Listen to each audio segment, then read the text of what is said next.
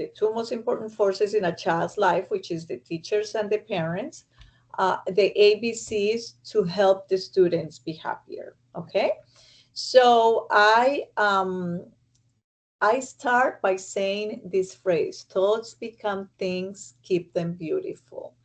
I want to ask you guys what you think, and just open your microphone. Just tell me what you think that phrase means. What do you think thoughts become things, keep them beautiful mean?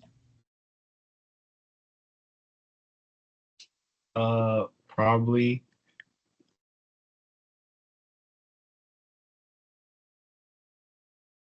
Go ahead. probably like if you say something positive or negative, it would like happen like Okay, very good. like So there happen is, in real life.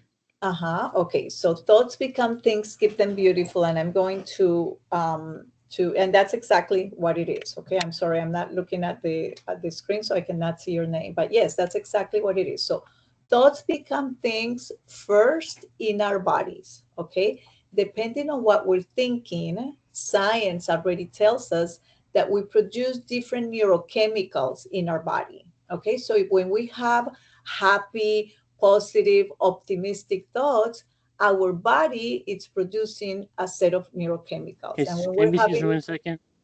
say that again? Can we excuse for 1 second? Did you say to Can we stop for a excuse for second? 1 second? Can I say this for 1 second? Yes, 1 second. I'm back. Who's talking? Okay, guys. Gerald. Huh? Do I continue? Yeah, just Okay. Yeah. Okay.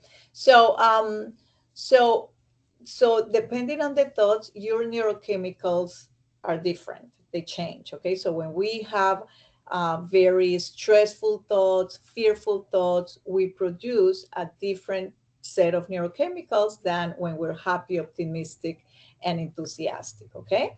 So once we have those thoughts, I'm going to show you in a little bit what begins to happen, but let me tell you these things. There is a relationship between what we think and how we feel, okay? Because those neurochemicals are different. When we're having empowering, loving, positive thoughts, what we're producing in our body, it's a lot of dopamine, serotonin, oxytocin. When we are very stressed out, when we're fearful, when we're feeling very negative about the outcome or anything, then your body is producing cortisol, adrenaline, norepinephrine. So completely different set of neurochemicals. Um, we gain dominion over our emotions by practicing some tools that I'm going to be explaining to you today. And this is extremely empowering because then you feel like, hey, I can do this, I'm able to do this, I'm worthy of receiving the results of these actions. A triumphant mindset is not only available to a select elite, it's something that anybody can learn. Okay, and that's why we're doing this with you guys today. So you understand that not only, oh, the successful people is just because they're there. No, this mindset that you can be learning, it's for everybody. Triumphant people think in terms of possibilities. Looking at possibilities gives hope and invigorates people. It makes you enthusiastic.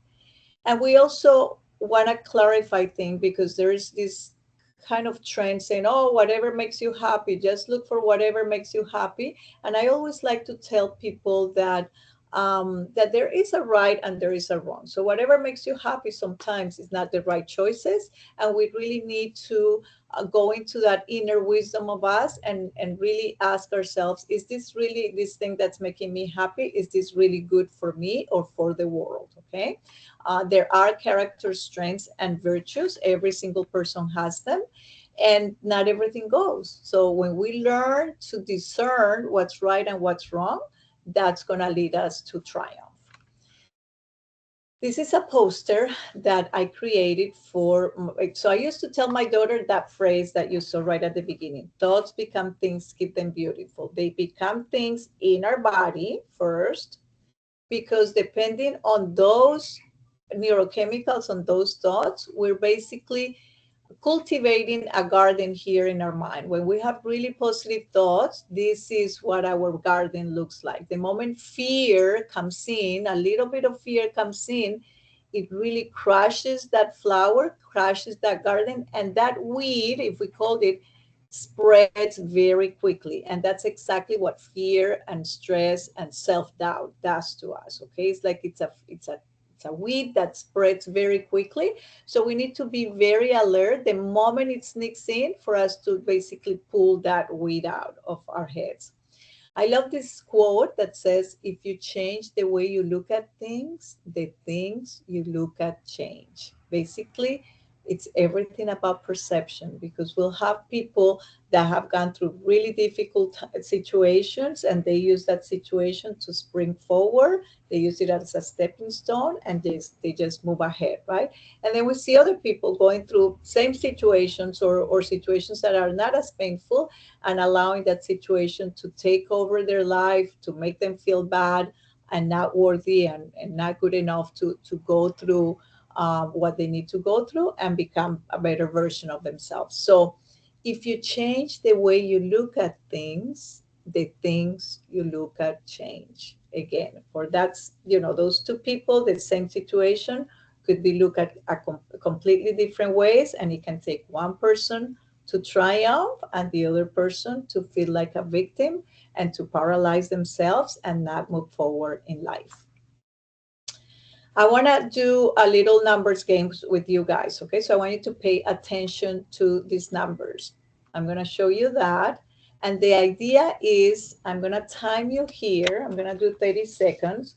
The idea is, guys, that you are going to look for the numbers in order.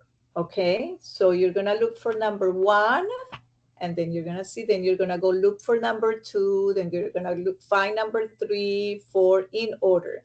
And then at the end, I want you guys to write down, if you have a comment session here, to write down what was the highest number that you found. Okay, so is that clear what you guys need to do? Just tell me yes or no. I'm not seeing your faces, so you need to tell me. Yes, I hear one yes. Anybody else?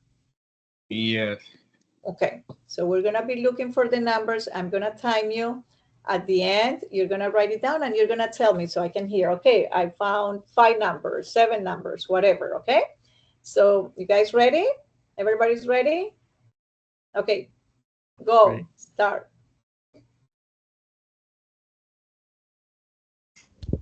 So what are we doing? You're looking for the numbers in order. You're gonna find In 1, then 2, then Where 3. did-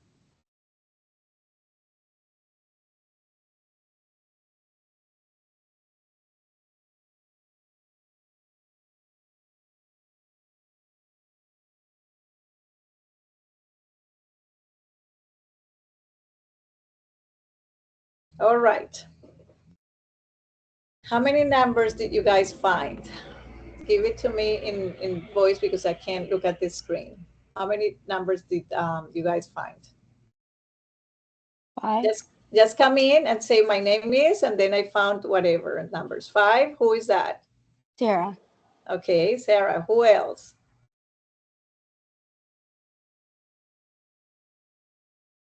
Who else? How many numbers did the other people found? Hello? I'm still looking. Well, you cannot look anymore because I took away Oh. the screen. Ooh. Okay, I'm gonna do it again. Okay, guys. Okay. Pay attention, please. You're gonna find the numbers. You're gonna look for 1, then 2, then 3. I'm gonna do another 30 seconds and do it again. Okay, go.